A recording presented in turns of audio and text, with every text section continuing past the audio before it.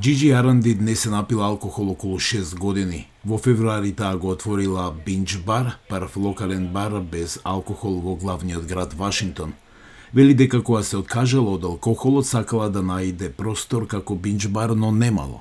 Right around the time I got sober, actually. That was back in 2018. Во 2018 година бев на пат кон Доминиканската република. Изедов едно од тие списанија на авиокомпании каде прочитав статија за безалкохолен бар во Остин, Тексас.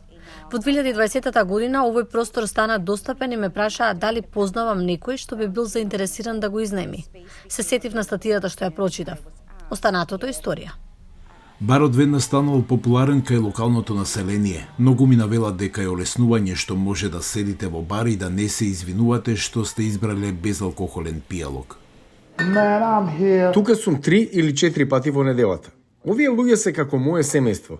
Сега не треба да се плашите ако не пиете. Ново истражување покажува дека дури и умереното пиење носи одреден ризик за здравјето, но за Джиджи пиењето било симптом за поголем проблем. I think it was my escape. Алкохолот ми беше утеха. Ми беше представен на многу млада возраст, затоа што на Филипините може да се пие на 16 години. За алкохоличари или луѓе кои едноставно не сакат да пијат, дружењето може да биде тешко. Баровите без алкохол може да бидат терапија. Many people have an assumption that a person who drinks too much Многу луѓе претпоставуваат дека оној што пие премногу е лош, себичен човек кој намерно повредува други луѓе. Ако не гледате на алкохолот како грев, ќе сватите дека тоа е болест, нарушување, со кое луѓето честопати не можат да се справат. Експертите велат дека ново хоби може да ги замени мислите за алкохол и да им помогне на луѓето кои се обидуваат да живеат без алкохол.